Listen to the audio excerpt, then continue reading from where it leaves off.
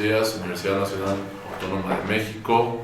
Buenos días a la Facultad de Derecho, a todos nuestros podescuchas, a todos los que nos hacen el favor de vernos por el video.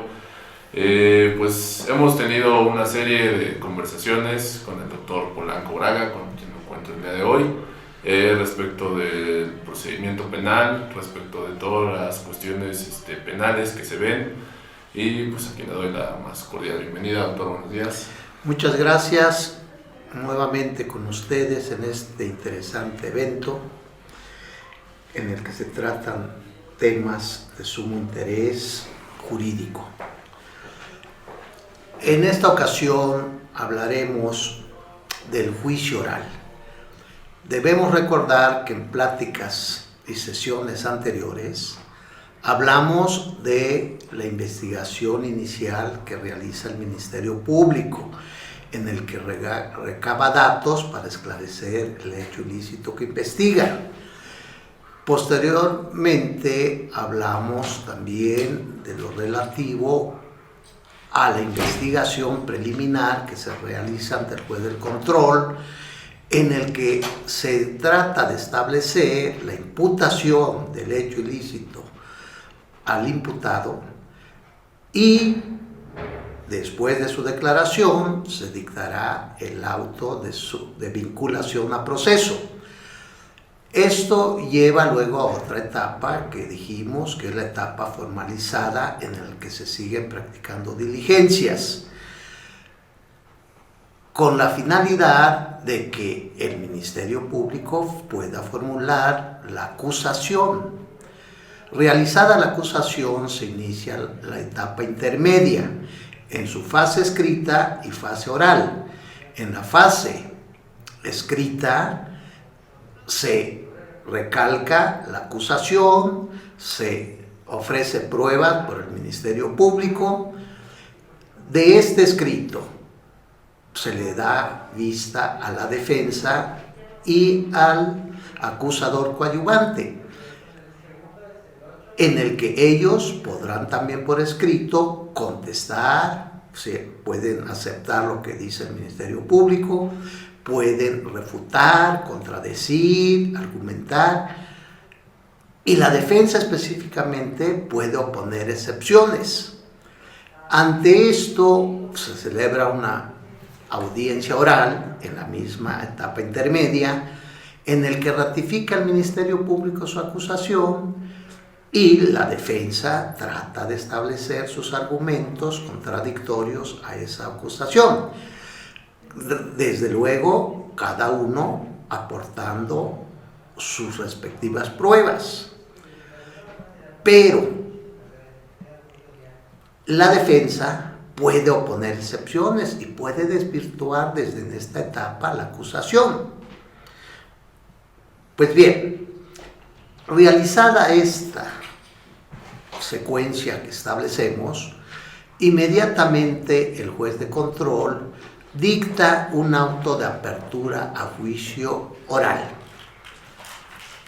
Auto que se realiza por escrito, que le remitirá al juez oral en turno o competente, acompañando todas las actuaciones, toda actuación, específicamente la carpeta de investigación y la carpeta administrativa que realizó el juez de control. Una la realizó el Ministerio Público y la otra ante el juez de control. Pues bien, el juez de control competente, al recibir el auto de apertura a juicio, inmediatamente debe de fijar día y fecha, hora, para que se realice el juicio oral. En este auto de juicio oral, de apertura a juicio oral, se debe de haber aportado los domicilios, lugares donde deben de ser citados los intervenientes, que deben de obrar Citados que hayan sido, se debe de concurrir en día y hora señalado. Sin embargo, previamente existen ciertas formalidades. Podemos decir que todo el procedimiento penal está revestido de formalidades, pero específicamente en esta etapa de juicio oral concurren muchas formalidades. Veamos. El auxiliar del juzgado deberá de estar en la sala en la hora prefijada, acomodando al público y a los intervenientes en la sala de audiencia. Inmediatamente anuncia la presencia del juzgador que, dependiendo la entidad federativa, puede ser unitario o puede ser colegiado. Unitario, un solo juzgador; colegiado, 3 juzgadores, 3 jueces. Pues bien, entonces al público y a los intervenientes se les recomienda orden y disciplina en la sala, porque va a presentarse, va a estar en la sala el juzgador o los juzgadores, invitándolos a que se pongan de pie para recepcionarlo. El juzgador, al estar en la sala, en su lugar, deberá de invitar al público y a los intervenientes a que tomen sus lugares, a que tomen sus asientos. Una vez establecido esto para el inicio, debemos de decirles que el juzgador lo primero que hace es establecer la asistencia de los intervenientes. Estos intervinientes pueden ausentarse, pueden no concurrir. Veamos qué sucede cuando no se presentan. Si el Ministerio Público no se presentó, se sobresee el proceso, o sea, se da por concluido. Si fue el defensor quien no se presentó, inmediatamente se nombra a un defensor público, se le sustituye automáticamente. Si es el acusado quien no se presenta, se suspende la audiencia hasta que sea reaprendido o presentado. Pero trae consecuencias. Se le revocan todos los beneficios que se le haya otorgado, como es su libertad provisional, el arraigo domiciliario, etc. Pierde esos derechos. Si es el acusador coadyuvante quien no se presenta, la audiencia se realiza, pero pierde su derecho a intervenir, a participar en las actuaciones de esta etapa. También decimos que puede ser que no se presenten testigos o los peritos. En este caso, el juzgador inmediatamente debe decretar una orden para turnar a la policía un oficio en el que le solicita la búsqueda y presentación inmediatamente, ya sea del testigo, ya sea del perito. Pues bien, estando presentes los sujetos, y hemos visto lo negativo, veamos lo positivo, que normalmente se están presentando. Una vez que estén presentes, el juzgador inicia por la identificación, inmediatamente la individualización de cada uno de ellos.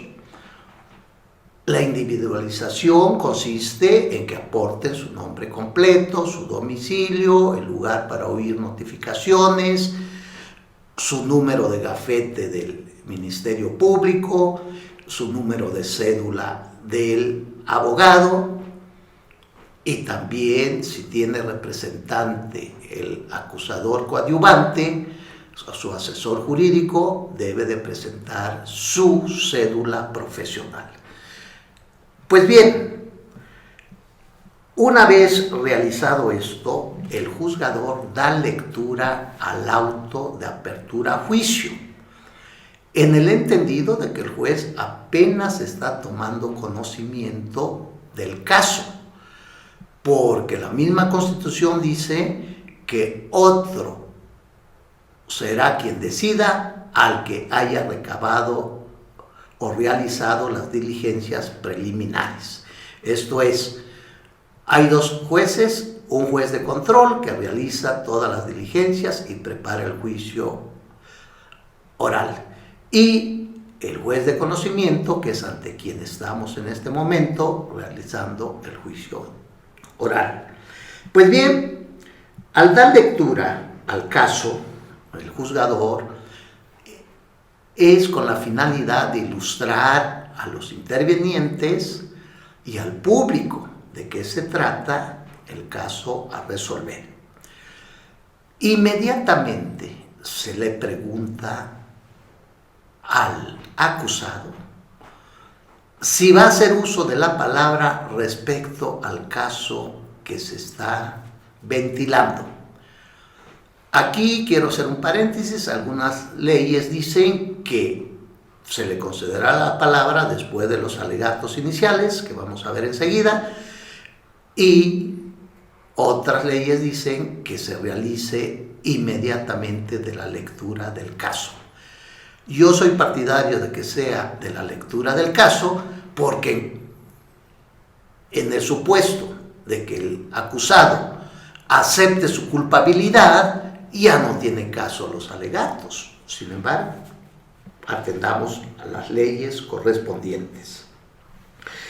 En uso de la palabra el sujeto, como ya lo adelanté, se puede declarar culpable, reconocer los hechos, y pasaríamos a una resolución, siempre y cuando existan pruebas que apoyen, este reconocimiento podrá ser condenatoria. Pero normalmente lo que sucede es que se declaran inocentes todos a los que se les está juzgando. Pues bien, si es el caso que se declaró inocente, se continúa con la audiencia, concediéndole el uso de la palabra al Ministerio Público para que éste exponga sus alegatos iniciales o de apertura, en el que va a exponer el caso, pero con una nueva temática que se denomina la teoría del caso, en el que establece el tema, que es lo central, que es la litis, es el hecho, y enseguida narra los hechos con claridad, pero en forma breve, cómo sucedieron, que algunas leyes dicen los antecedentes del delito, son los hechos.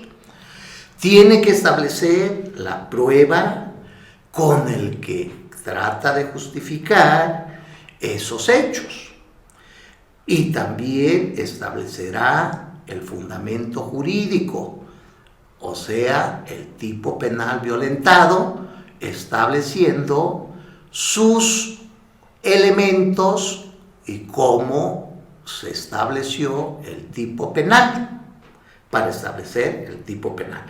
Y por último llega a una conclusión en la que solicita que debe de ser sancionado el autor del delito. Pues bien, inmediatamente se le concede el uso de la palabra a la defensa, en el que también expondrá su teoría del caso. Nada más que pensemos que al cumplir en su exposición el tema, los hechos, las pruebas, su fundamento jurídico, que serían en este caso de inculpabilidad, y su conclusión, estableciendo la no sanción. Pues bien, estos dos aspectos ilustran.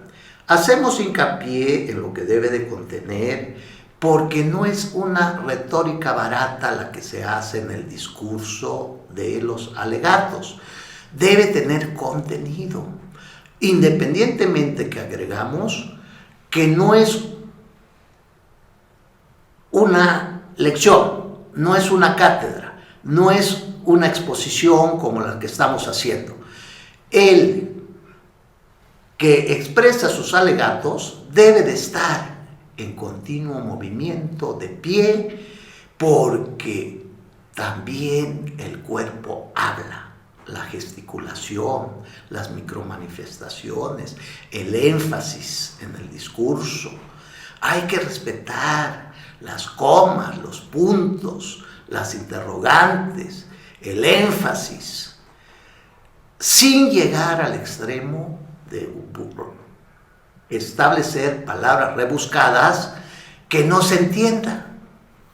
Pues bien, realizados los alegatos, el juzgador inmediatamente, quien se está ilustrando y que precisamente el 20 constitucional nos establece que la característica del procedimiento penal, el proceso acusatorio y oral, debe de cumplir determinados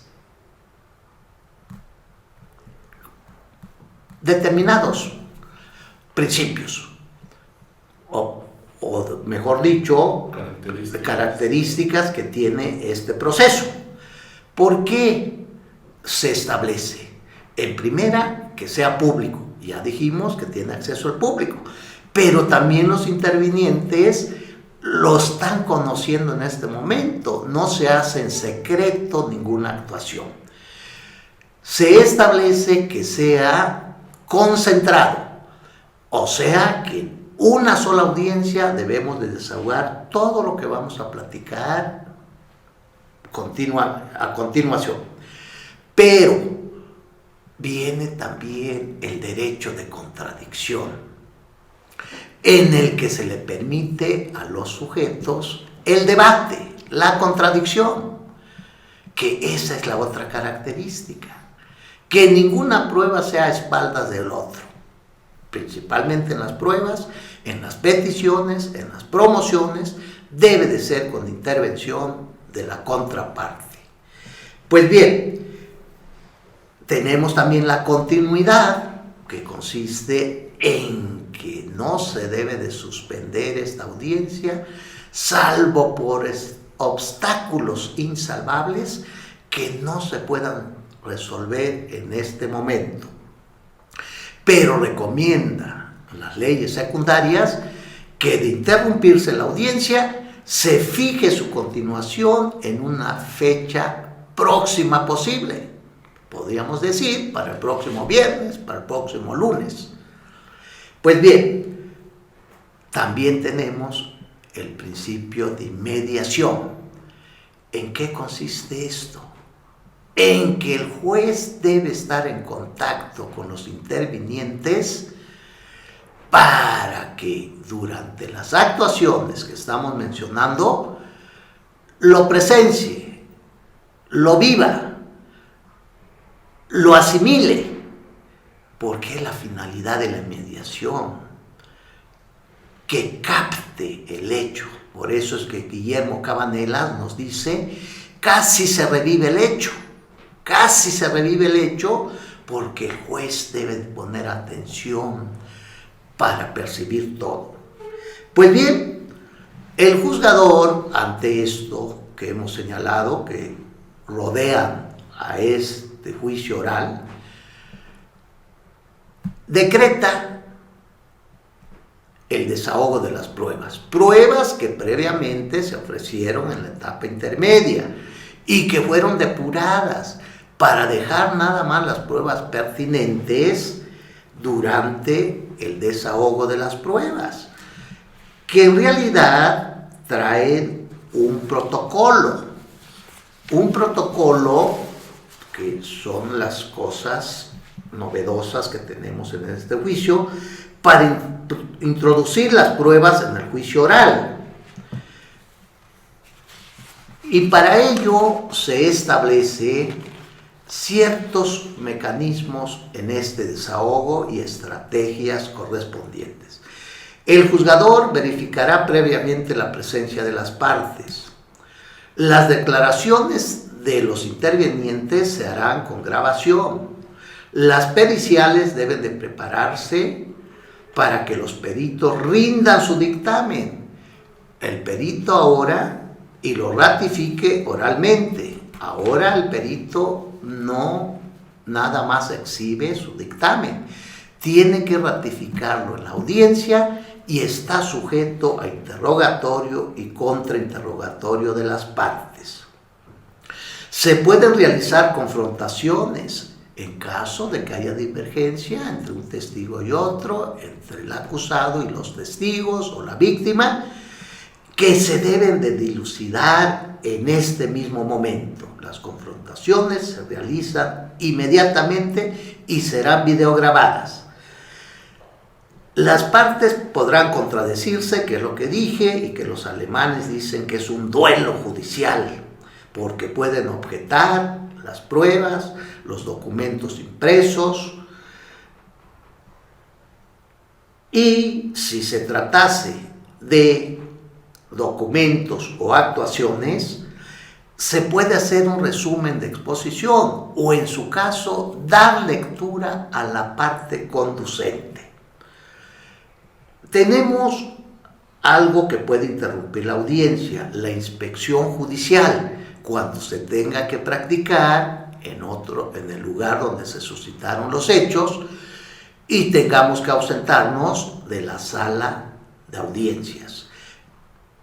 Pues es lógico que se suspende, se puede practicar el mismo día o puede ser en otro día. El juzgador, independientemente que está en ese momento recepcionando las pruebas, si considera que alguna prueba no es contundente, puede solicitar a las partes que expliquen por qué sí se debe de desahogar la prueba. En el interrogatorio, que es el protocolo esencial de la introducción de las pruebas, se utiliza lo que se llama el sistema del interrogatorio, que consiste en preguntas, interrogar con preguntas, y contrainterrogar también con preguntas por la otra parte. Esto con la finalidad de que sea un desahogo con el aspecto de la actuación oral, que no se haga por escrito. Claro, esto no impide, como hemos mencionado, que se está registrando, se está videograbando, se está asentando en unos registros todo lo actuado. En resumen, podemos decir, respecto a los medios de prueba, que su procedimiento de desahogo es el siguiente. El orden del desahogo lo determina cada una de las partes, como quieren. Sin embargo, se debe de atender que el desahogo de las pruebas primero son las del Ministerio Público y del coadyuvante acusador, porque son quienes atribuyen el hecho al acusado. La documental impresa que se incorpora al proceso puede, como dijimos antes, realizarse una lectura para ilustrar a las partes, ya sea quienes lo elaboraron o quien participó o fue testigo en su elaboración. Las partes pueden replicarse entre sí con relación a sus argumentaciones, pueden objetar pruebas, pueden interrogar y contrainterrogar a los declarantes. A los declarantes los englobamos, que puede ser la víctima, que declare nuevamente, el imputado, los testigos y los peritos. están sujetos al interrogatorio y al contrainterrogatorio. En caso de que exista algún elemento de prueba resguardado y las evidencias videograbadas, estas se exhibirán, o sea, se proyectarán o reproducirán para ilustrar al juzgador. Pues bien, establecido el desahogo de las pruebas,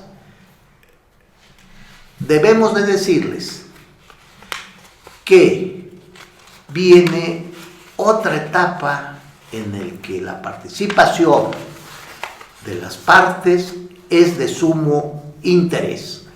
Y decimos que es de sumo interés porque el juzgador dicta un acuerdo en el que establece por desahogado los medios probatorios. En el entendido que si existiese algún medio de prueba sin desahogar, las partes deben de hacerlo notar en este momento para que el juzgador revise si se han desahogado todos los medios probatorios.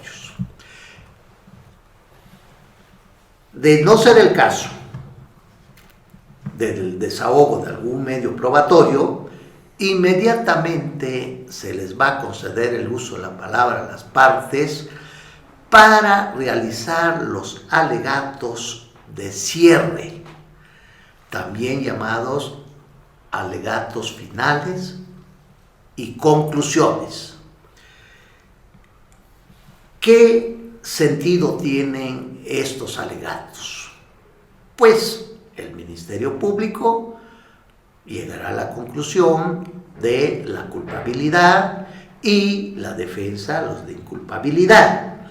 Pero en este caso debemos de atender que si bien hablamos de la teoría del caso en la apertura, esta teoría del caso el Ministerio Público la viene preparando desde que recabó datos probatorios en la investigación ministerial. La defensa también comenzó a preparar su teoría del caso desde que se realiza la imputación o también cuando haya declarado la parte imputada desde en la averiguación ministerial. O sea, que la teoría del caso no se improvisa.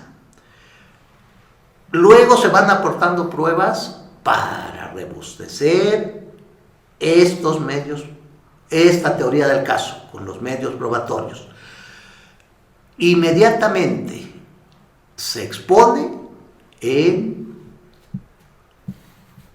la audiencia de juicio oral, en la apertura, pero hasta este momento todo ha sido preparación de la teoría del caso. Aterriza la teoría del caso en las conclusiones de cierre, cuando vamos a establecer una conclusión definitiva. Para esto decimos, el Ministerio Público, al establecer el cierre y comenzar sus alegatos, tendrá que reafirmar nuevamente el tema, la litis, el caso que se está ventilando. Establecerá los hechos con una secuencia cronológica de cómo sucedieron, quién es la víctima, quién es el agresor, en qué modalidades se realizó. Después de haber planteado los hechos, inmediatamente se apoya en los medios probatorios, o ahora con más técnica decimos, en las pruebas incorporadas en el juicio oral para justificar esos hechos. Al igual, su fundamento jurídico, que consiste en establecer la norma jurídica violentada, debe de establecer los elementos del tipo penal y con qué pruebas está justificando cada elemento del tipo penal. Con todos estos medios probatorios que apoyaron esta teoría del caso, llegarán a una conclusión en la que establece que debe de ser sancionado el autor del delito, el acusado en este momento, determinando qué pena solicita. Pero además, de acuerdo a la disposición del 20 constitucional en su apartado C, el Ministerio Público debe de solicitar la reparación del daño para que se le subsane el daño causado a la víctima. Y se recomienda que esta petición debe de ser integral. Y cuando decimos que la petición es integral, debemos de entenderla que se trata de solicitar no solamente el daño material, también el moral. El daño moral muchas de las veces no se solicita porque no recabamos elementos probatorios para justificarlo. Pues el Ministerio Público está obligado a solicitarlo, independientemente de que la víctima, al ser coadyuvante acusador, también tiene la obligación de aportar pruebas, de ayudar a la investigación para que sea resarcido de los daños que sufrió. Pues bien, la conclusión sería esa. Por eso son alegatos de cierre y conclusión. Se cierra esta etapa, pero estoy solicitando que sea sancionado el acusado. La misma postura tendrá la defensa, porque inmediatamente se le concede el uso de la palabra a la defensa, en el que también tendrá que establecer lo relativo al tema, los hechos tal como sucedieron, procurando rebatir, por eso es debate, rebatir lo dicho por el Ministerio Público, porque puede ser que los hechos que narró no consten tal como está, porque hacemos hincapié, ninguna de las partes está leyendo el expediente, lo tienen que exponer de acuerdo a la teoría del caso. También establecerá con qué medios de pruebas va a desvirtuar, puede ser todo el delito, puede ser las agravantes, y tratar de introducir atenuantes o inculpabilidad. Ese es el papel. Y establecer, en su caso, que no fue violentada la norma jurídica, o si bien fue violentada, existe una excluyente de responsabilidad en el que puedes conseguir una sentencia absolutoria. En conclusión, solicitará con este cierre de alegatos inculpabilidad o aminorar la penalidad, que esto debemos de hacer hincapié, que también es parte de la defensa. No siempre cuando obtenemos sentencia absolutoria fue buena la defensa. Una defensa es buena cuando también se logra disminuir la penalidad por el hecho ilícito realizado. Pues bien, pero ¿qué viene sobre este punto? Que pueden haber réplicas y dúplicas. El Ministerio Público a la vez puede solicitar el uso de la palabra para hacer la réplica a la defensa, y la defensa puede realizar la dúplica respecto a lo que ha argumentado el Ministerio Público. Pues bien, continuando con este evento procesal que debe ser una sola audiencia, inmediatamente el secretario auxiliar del juzgado, algunos le dicen secretario auxiliar, otros nada más auxiliar del juzgado, debe de elaborar un acta mínima. En esta acta mínima deberá de establecer lugar, hora y fecha en que se realiza el evento. ¿Quiénes fueron los intervinientes? ¿Quién fue el juzgador, el servidor público? Y una síntesis de todo lo actuado, o sea, lo que hemos narrado, se hace una síntesis, por eso se llama acta mínima, que se le entrega inmediatamente al juzgador. El juzgador, al recibir el acta mínima, establece que se retira de la sala decretando un receso en el que le advierte al público el tiempo de receso. Algunas leyes establecen que puede disponer hasta de 24 horas. Sin embargo, el juez debe de valorar y establecer qué tiempo requiere para deliberar. Lo mismo le comunica a los intervinientes, con la finalidad que, si lo consideran, se retiren de la sala de la audiencia, pero que regresen en la hora prefijada. Pues bien, el juzgador, al estar en su sala contigua de la sala de audiencias, debe de meditar, de estudiar, de analizar todo lo actuado y de acuerdo a cómo lo haya percibido. Y en este momento el juzgador debe de apoyarse en la psicología procesal, porque podemos mencionar, a vía de ejemplo, que el testigo estuvo contestando acertadamente, pero de sus micromanifestaciones, de sus ademanes, de su nerviosismo, de su semblante, puede concluir que no decía la verdad. Para eso sirve el principio de mediación.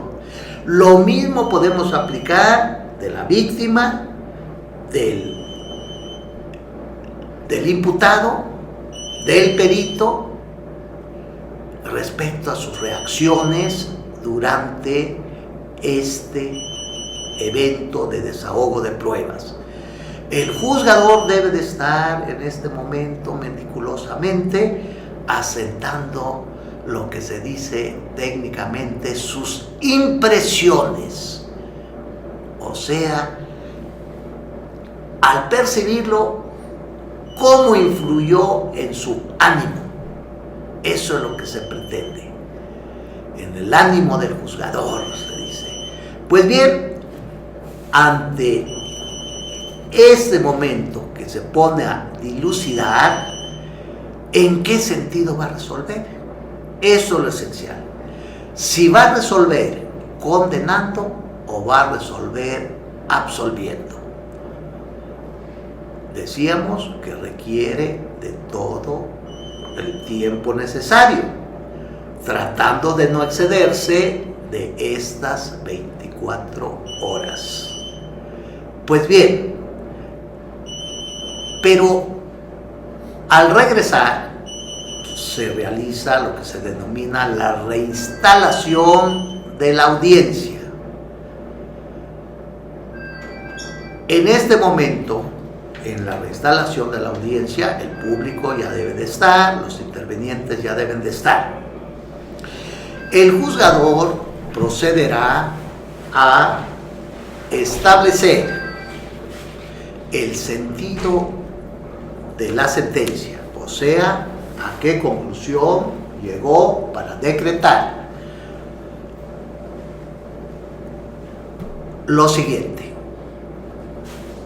absolutoria la sentencia, la dicta en sentido absolutorio, inmediatamente debe de decretar la libertad del acusado.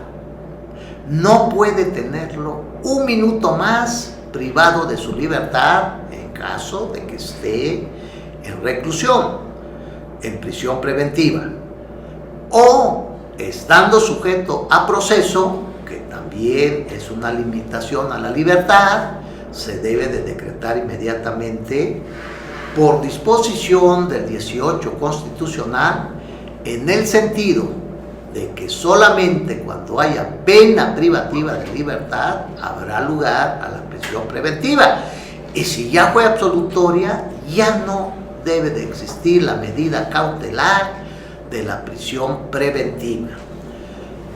En caso de que sea la sentencia condenatoria, el juzgador en este momento nada más explica, ojo, algunas leyes dicen, leerá el punto resolutivo de la condena. No, debe ser atendiendo a la Constitución, que dice en el 17 constitucional que la sentencia se le explicará oralmente a los sujetos intervenientes, específicamente al acusado y al público en general, porque el público que está percibiendo todo este evento es un supervisor de la impartición de justicia y podrá determinar si nuestra justicia con este procedimiento es transparente. Algo que se ha criticado mucho en nuestro medio, que nuestra justicia no es transparente.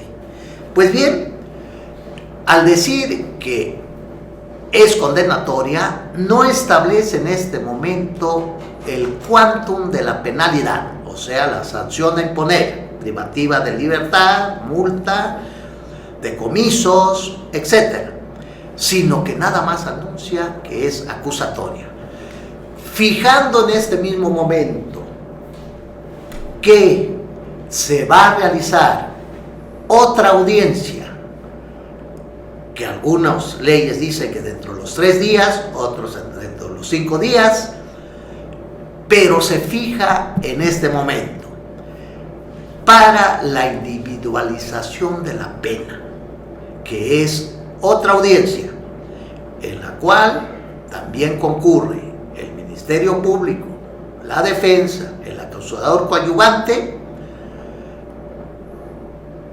y el condenado.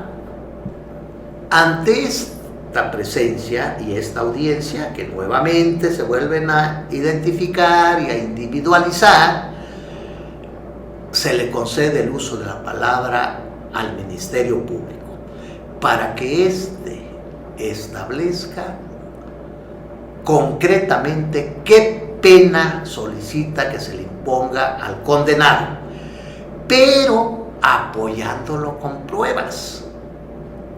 Y claro, no vamos a realizar un nuevo juicio oral que ya hicimos, sino pruebas que puedan respaldar que es reincidente, que no tiene trabajo, que vive de la vagancia o vive en vagancia más bien.